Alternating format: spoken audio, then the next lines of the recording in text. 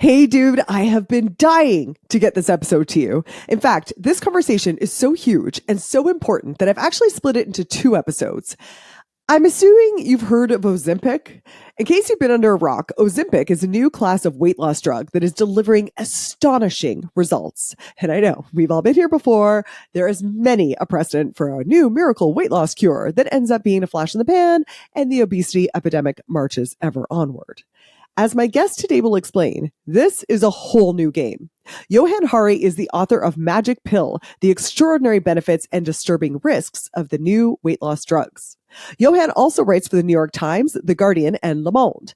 He is the New York Times best-selling author of Chasing the Scream, Lost Connections, and Stolen Focus. His TED Talks have been viewed over 70 million times, and his work has been praised by a broad range of people, from Oprah Winfrey to Noam Chomsky to Joe Rogan. He's going to explain to us why these drugs might change our world as much as the cell phone. And by that, he means there have already been economic and social impacts that are only just going to get bigger, as it's estimated that half of North Americans will be on these drugs in 10 years. So even if you think you have zero interest in Ozempic, as I did, to be honest, before I read this book, this episode is actually more about the future of public health, with a whole lot of ripple effects that will affect us all. You are definitely going to want to hear this. Ready to break up with your bullshit? I mean, all those excuses that are keeping you stuck. Because you have one life to live. And if you're not having fun yet, then that's a problem, dude. Welcome to Goals, Grit, and some woo-woo shit. The podcast where you learn about the habits of kicking ass at life. Whether you want to get ripped, get rich, or just get high on life, this is the place to be. Here's your host, best-selling author and feel-good expert, Una Duncan. Johann Hari, thank you so much for being here. I really appreciate it. I'm so excited to talk to you about your book, Magic Pill, because I loved it so much. And you know what, Johann, I went into it thinking I had no interest in Ozempic at all. I was like, whatever, that has nothing to do with me. And you present the case, and I don't know if this is your quote or someone else's, but you present the idea that this classification of weight loss drugs is actually going to change the world as much as the cell phone. Can you explain why that might be the case? You know, it's even more amazing when you remember where that comes from. So Barclays Bank commissioned a very sober-minded financial analyst called Emily Field to look into these new weight loss drugs to guide their future investment decisions. Obviously, they're making a lot of investment decisions the whole time. And so they asked us to look into it. So, you know, will this have any implications for where we should invest, where we should not invest? And she came back and said, if you want a comparison for how big an effect this is going to have, you've got to look at the invention of the smartphone. And when you first hear that, you think, well, that sounds way over the top, right? But when you actually look at the evidence, as these kind of very sober financial analysts did, you begin to see why. So the first thing I think people need to know is, you know, when you first hear about this, you think, oh, we've had diet drugs before. This is a fad. This is a craze. It's really important to understand this is not a fad. This is not a craze. This is an extraordinary scientific breakthrough. Scientists have cracked the code of what regulates human appetite. It's gut hormones. We'll come back to what that means, I'm sure. And as a result, they've developed drugs that have a staggering effect on weight loss. The average person who uses Ozempic or Wegovy loses 15% of their body weight within a year. The average person who uses Mounjaro, which is the next in this class of drugs, loses 21% of their body weight. And for the next class of drugs after that, Triple G, which will probably be available next year, the average person loses 24% of their body weight. So this is a staggering moment. Yeah, there's no diet that's done anything like this ever. Nothing. Like, I mean, the Triple G is only slightly below bariatric surgery in its effect, right? So you're saying the Barclays was saying this is going to change as much as the cell phone because this is a whole new thing. Tell us a little bit about the ripple effects. So this is a whole new weight loss thing. Okay, great. But what are the ripple effects that, for example, Barclays Bank would be interested in?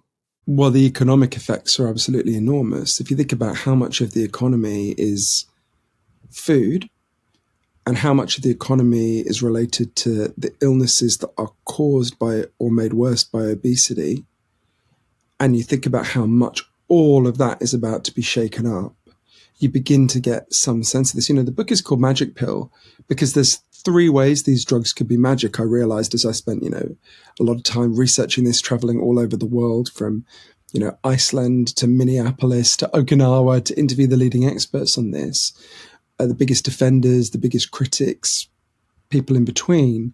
What I kind of realized is, the first way it could be like magic is the most obvious. It could just solve the problem of obesity, right? So while researching the book, I took Ozempic. I lost a huge amount of weight. I lost 42 pounds in a year. My whole life I've overeaten.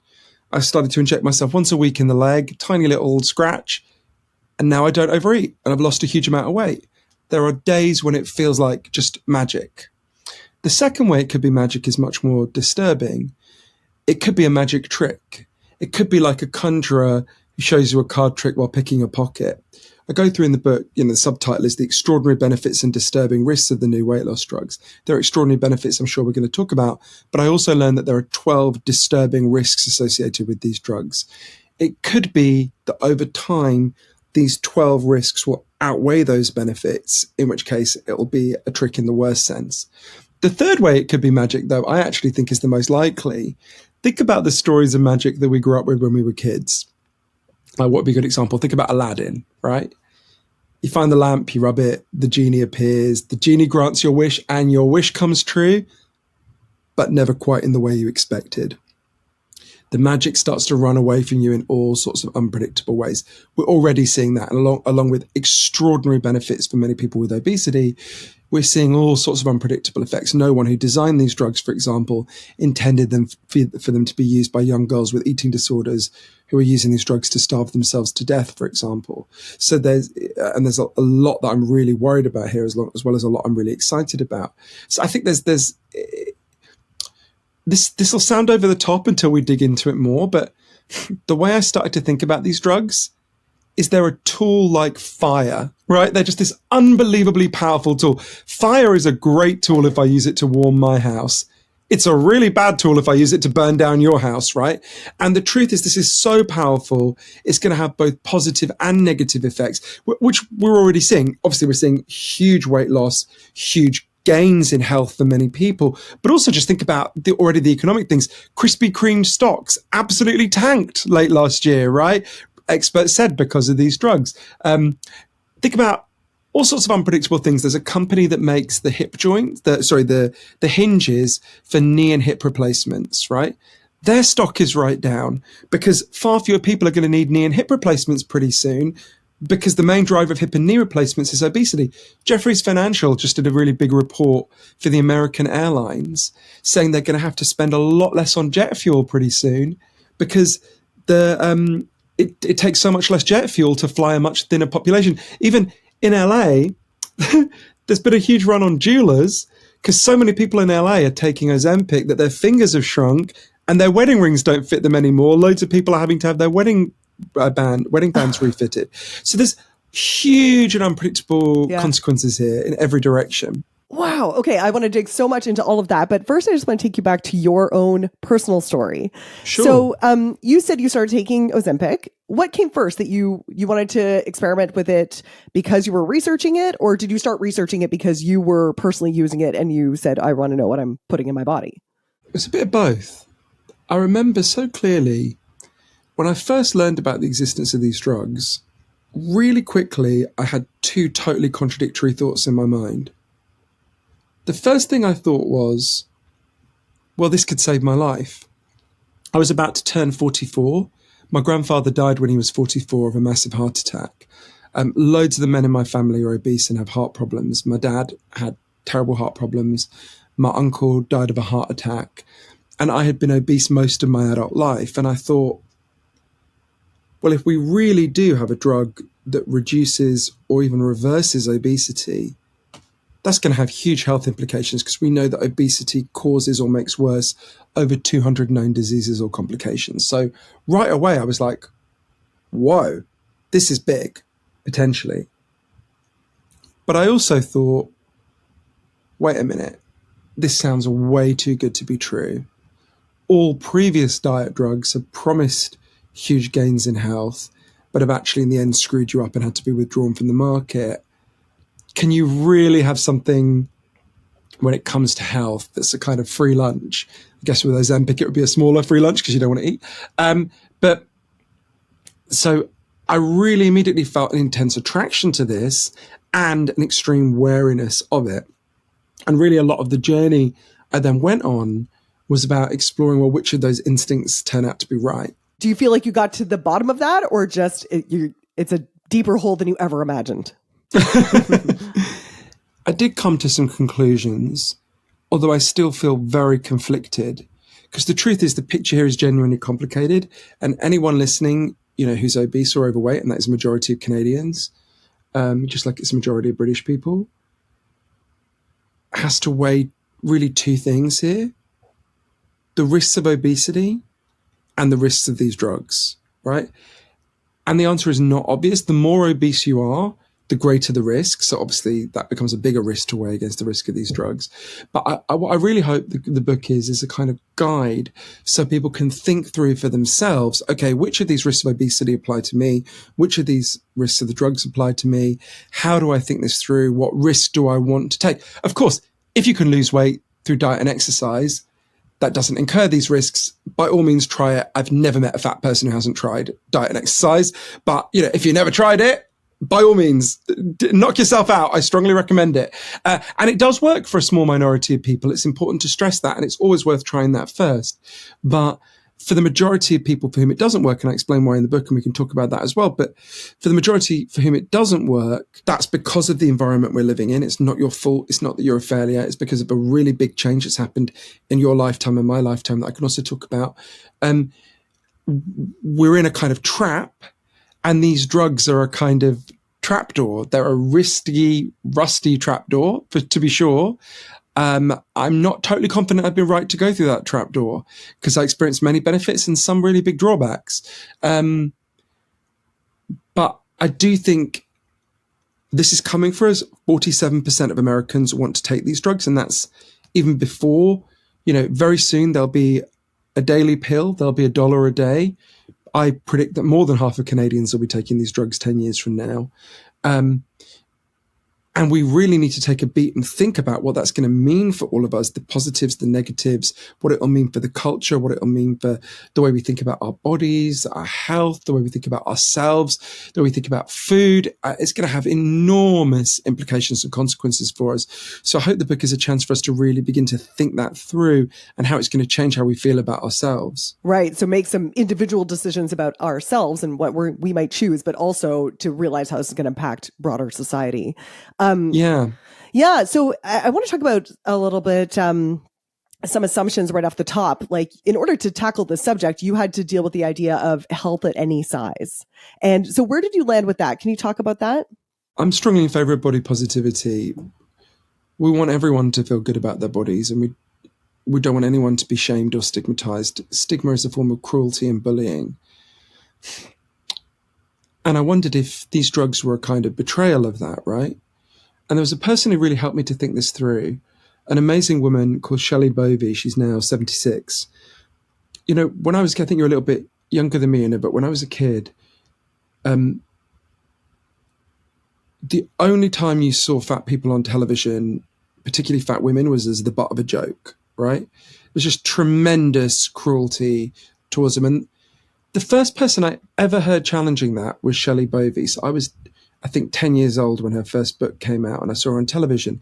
So Shelley wrote the first book to ever argue for body positivity or fat pride, different terms, in Britain. She introduced the concept to Britain, really.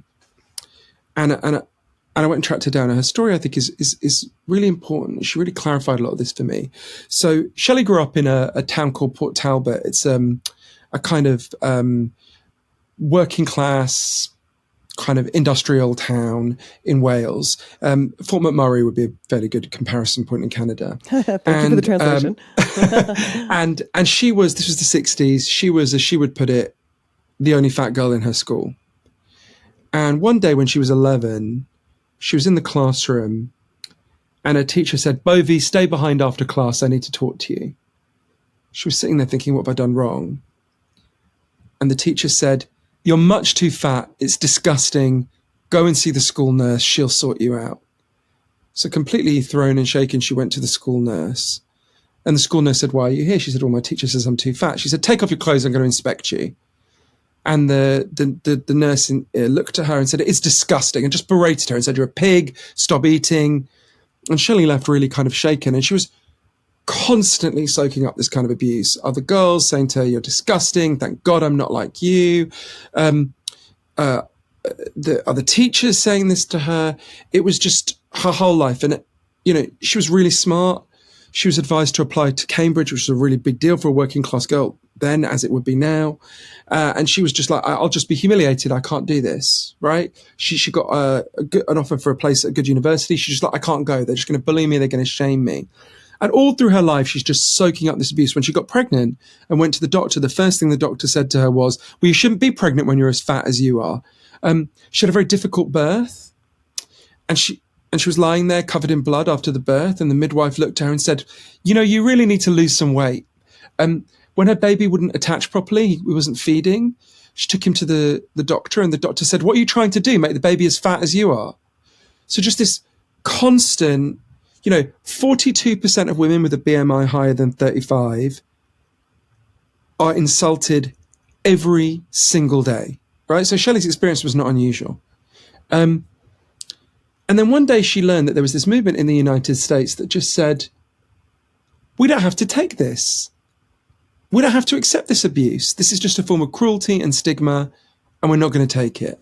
And Shelley became a great champion of this in Britain and remains really proud of the work she did. Among the other things she proved and pointed to a lot of the scientific evidence towards is that even on its own terms, stigma doesn't work. Stigma actually makes the problem worse. That when you stigmatize people, they actually feel more humiliated. They comfort eat more, which makes them gain weight. Also, Lindy West, a really good body positivity advocate, put it really well when she said, I'm paraphrasing, but she said, why do we think making people hate their bodies will make them treat their bodies better? You don't take good care of a thing you hate, right? And Shelley was made to hate her body so much that she told me she'd never even looked at her body naked, right? Even in the shower, she wouldn't look down. She would wash, but she wouldn't look down. So Shelley became this great champion of body positivity and remains incredibly proud of the work she did on that. And her book became something of a hit in the early 90s. But then something else happened to Shelley. She was just turning 50 and she was very obese. And she was losing the ability to walk.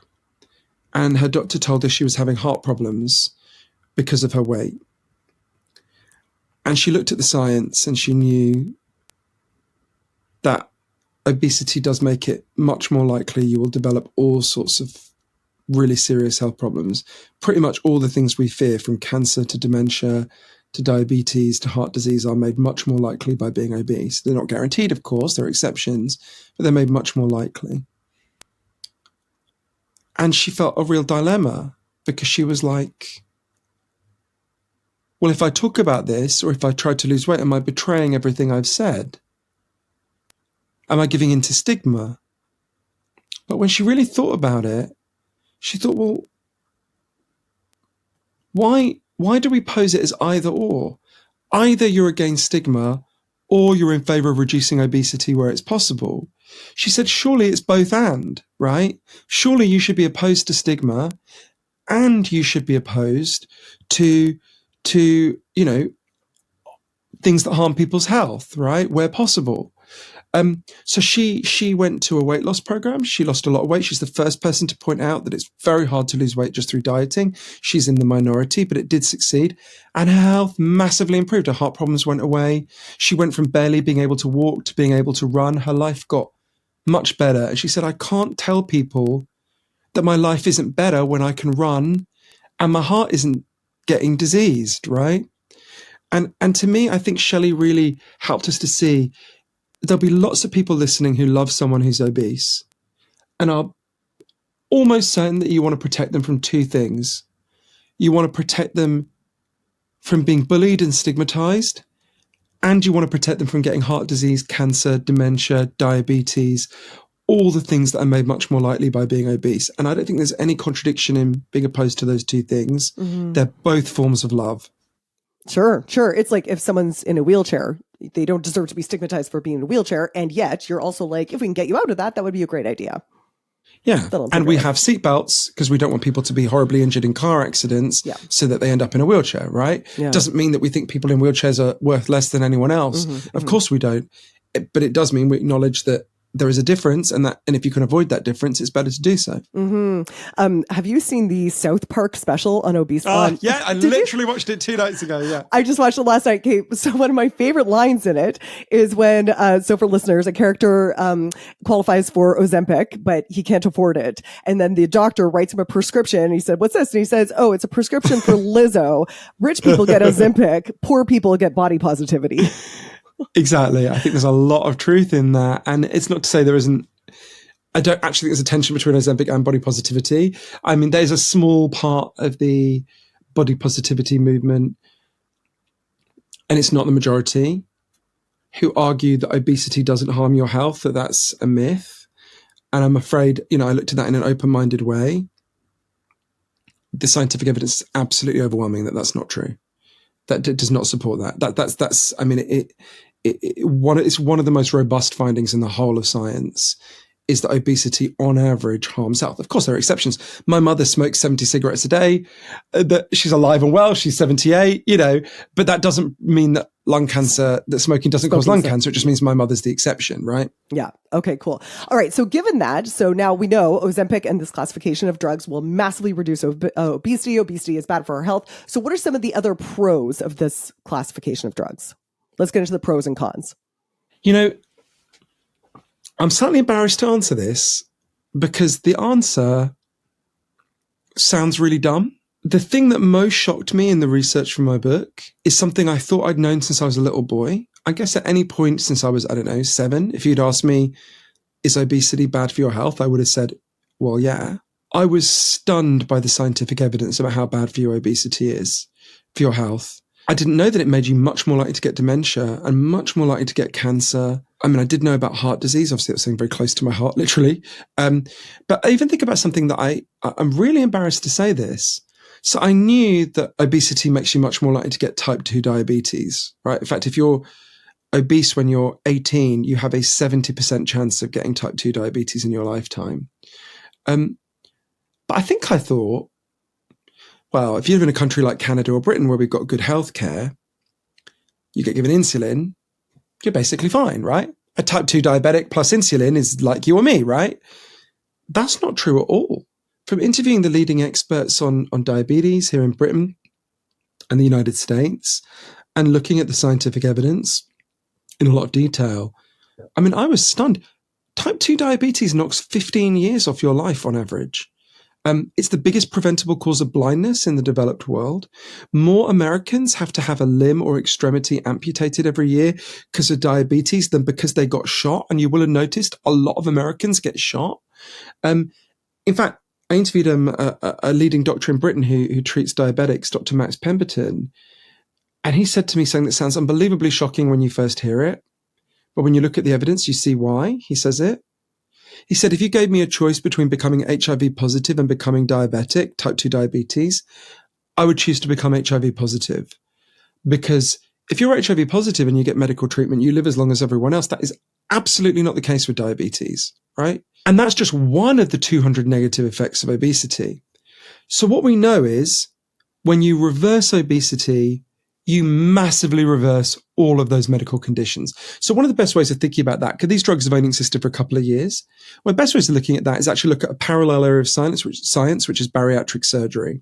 So bariatric surgery, for people who don't know, is obviously the surgery you have when you're obese there are lots of different kinds of it, but things like stomach stapling, gastric bands, that, make it very hard or impossible for you to continue to overeat, and therefore you lose lots of weight.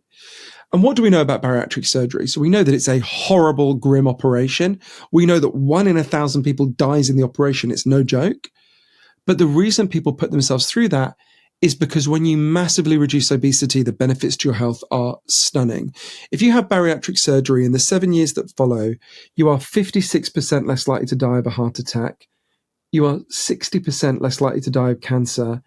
You are 92% less likely to die of diabetes-related causes.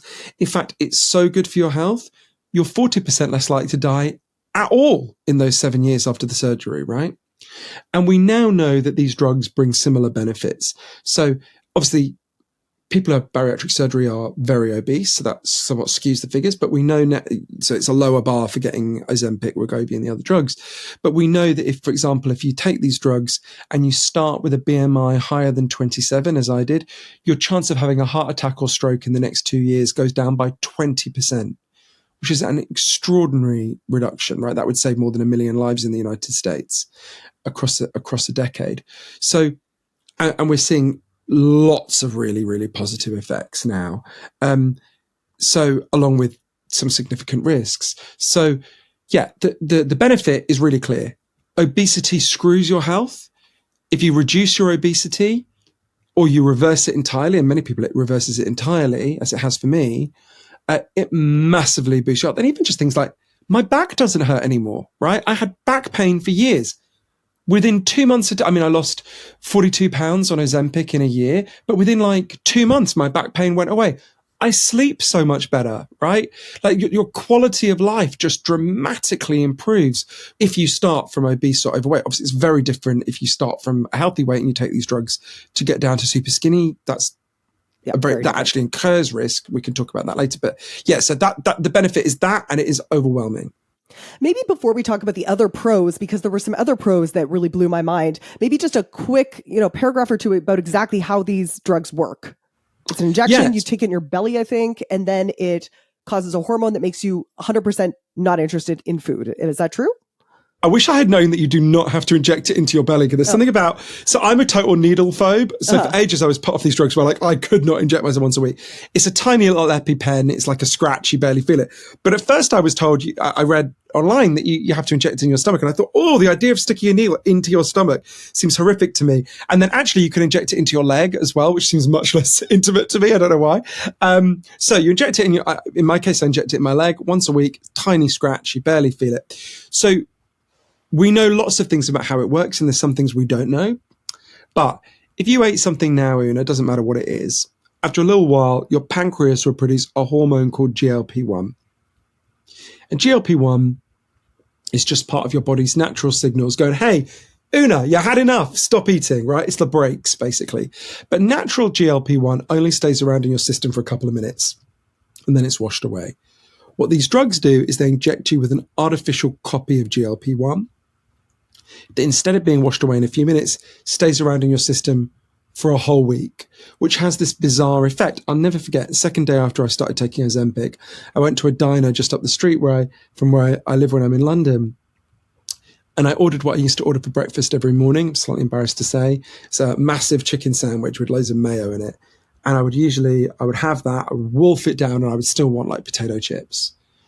And I went in, I ordered it, and I had like 4 mouthfuls, and I was full. I just didn't want any more. It was bizarre. And that was what it was like from then on. It was like shutters had come down on my appetite. I was just very full, very fast, and I didn't want to eat very much. So it's not like you're hungry and you're denying yourself. Mm-hmm. You just don't want to eat that much, and you feel full very quickly when you do. The thing that's so interesting to me is that people are all of a sudden not interested in food and also don't have all the food chatter. So I have a friend who is on Ozempic right now, and she said that previously her whole day, she would sit there and she would think work, and then she'd think fat, you're fat, and planning out her meals and, thinking about when do I get a snack? How many calories is that going to be? Like, so many people are living with that. And she said it just shut off all of that noise. And so I'm wondering, did you have a similar experience with that, the mind chatter? What you're describing is a very, very common experience. I didn't have that problem. I actually wasn't obsessed with food. I had a different relationship with food to that. I realized that I actually realize now I don't think I even particularly liked food when I was obese. I think I was using food to calm myself down and comfort eat much more than I was out of a kind of obsessive thinking about the pleasures of food or a relationship with food that was based on the feeling you get when, the feeling of consuming it. A lot of people do, but you're describing a very, very common experience. And we know these drugs, so initially it was thought these drugs primarily work on your gut, right? It's a gut hormone, it's gut that's made in the pancreas, it's working mainly on your gut. But we now know from interviewing the cutting edge neuroscientists, as I did, that these drugs in fact are predominantly working on your brain. You have GLP-1 receptors not just in your gut, but in your brain. And they're predominantly working on your brain, and they're changing how you think and feel. There's a big debate about how they're changing how you think and feel. We can go into that. But yeah, and lots of people are describing it's a profound effect on their mental experience, their psychological experience, as much as it is a gut effect. Mm-hmm. And the other thing I don't understand, when she describes to me how little she eats now, I'm thinking, God, that sounds like 1,000 calories a day or something. But I don't hear low energy or malnutrition being one of the side effects that people are reporting. If you're eating little. No, malnutrition is one of the 12 is it? Okay, significant risks that I go through in the book. And malnutrition is a really big risk. So if she's eating 1,000 calories a day, she will definitely get malnutrition, and she's taking too high a dose and she needs to cut back in consultation with her doctor. That's really alarming. I mean, people in Auschwitz were given 800 calories a day, so she really should not be on 1,000 calories a day. But that's the kind of thing that can happen. People just are not interested in food, really, right? Yeah, there's a big issue going on with dosing, right? Mm-hmm, I should re-say that. There's a big issue going on with dosing. So yeah, this happened to a close relative of mine. She was taking it and she just was forgetting to eat, and her kids were having to remind her to eat. And malnutrition is a terrible problem. It's disastrous for your health. And I'm worried that lots of people seem to be exhibiting that. It's why some doctors are now prescribing the drug along with a minimum number of calories that the person should consume in a day. So yeah, I think there's an issue. Definitely, if your calorie intake is going too low, you're taking too high a dose of the drug. Got it. But one of the other pros that I understand is that your cravings for other things are also going down.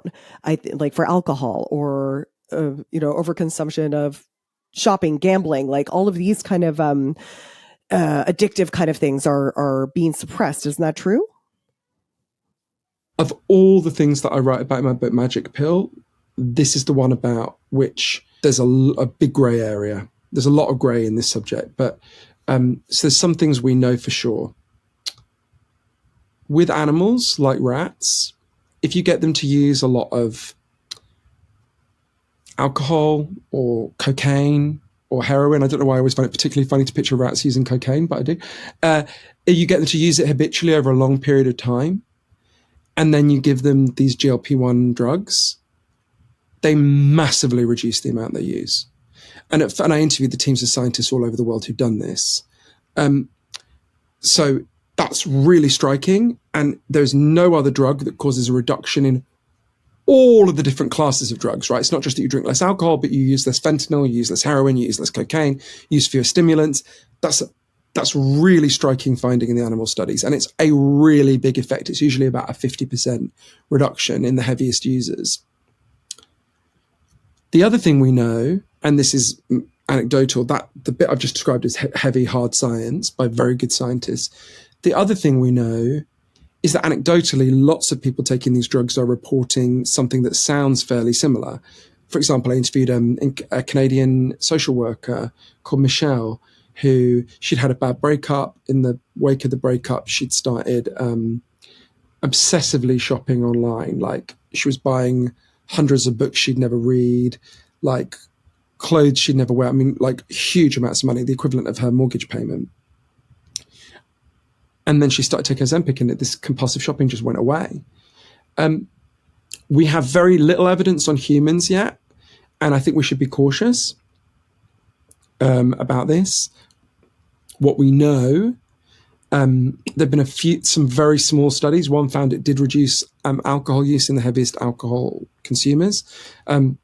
Another found that it did reduce smoking, but only if you paired it with a nicotine patch. But there's loads of studies going on, and we'll know much more now.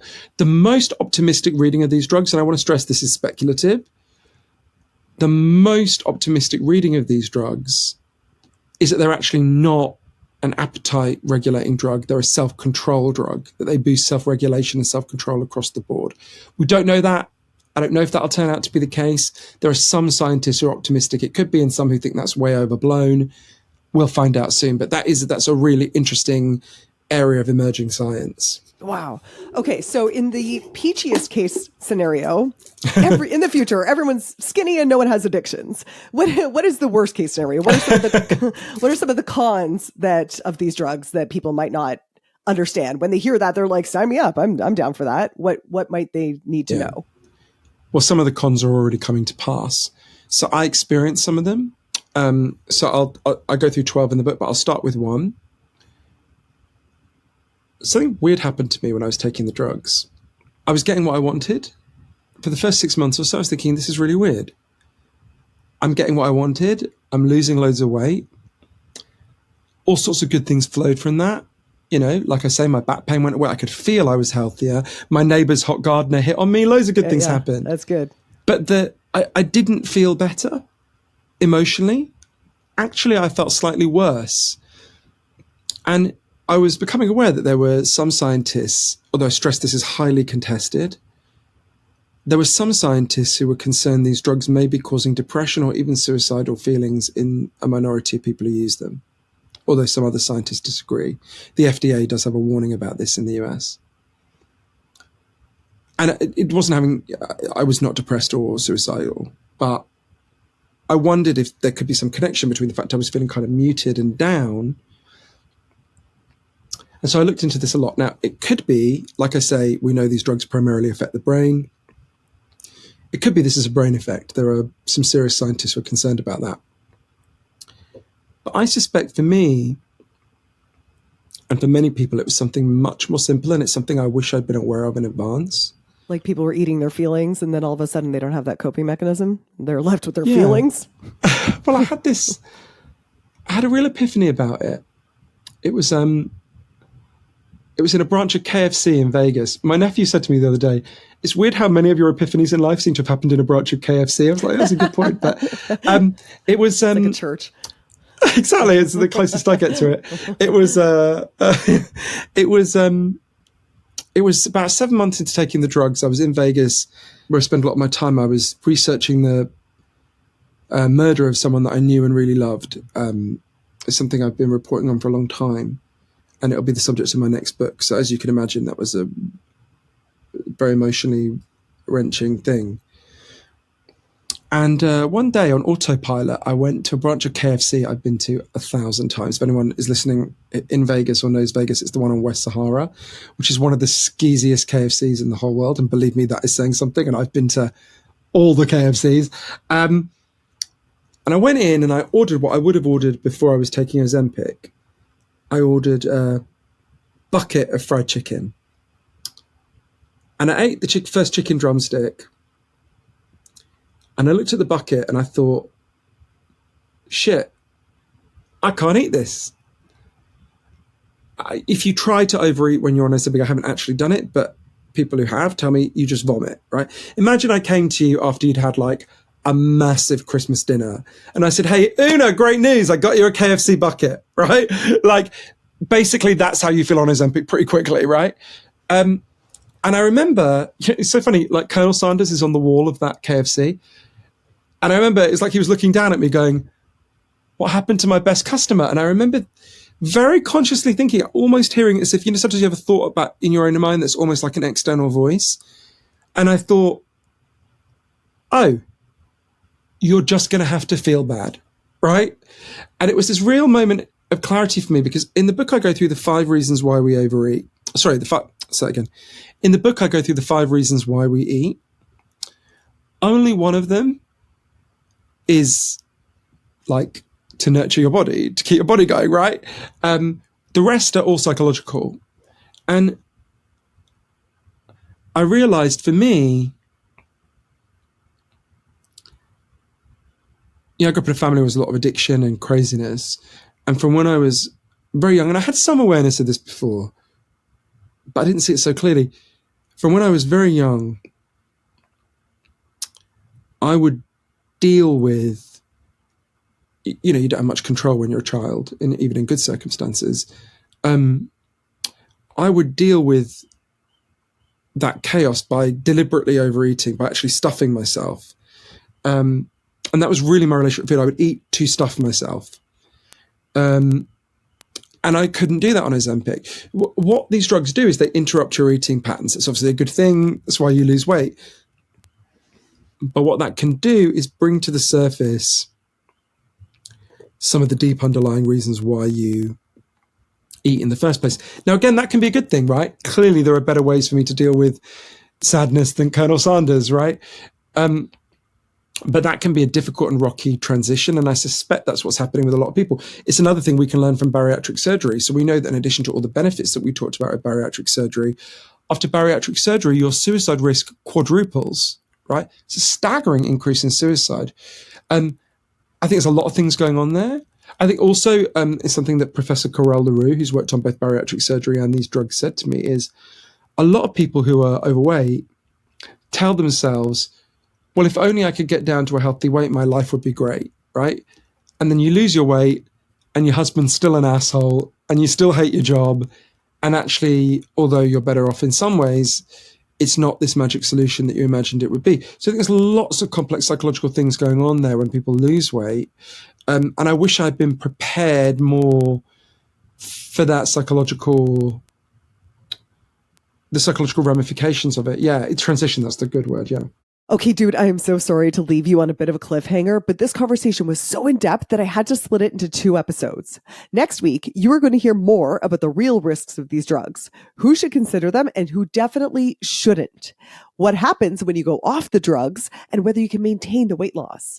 We're also going to talk about the environment that's created the obesity crisis in the first place and how to nip this problem in the root without drugs. Until next week. Hey dude, thanks for listening. If you like this episode, make sure you're subscribed so you can get the next one. And by the way, if you rate and review this podcast, it really helps me get found by other people who need some goals, grit, and some woo-woo shit. And be sure to connect and DM me at Una Duncan on Instagram and let me know what you thought of the episode. Chat soon.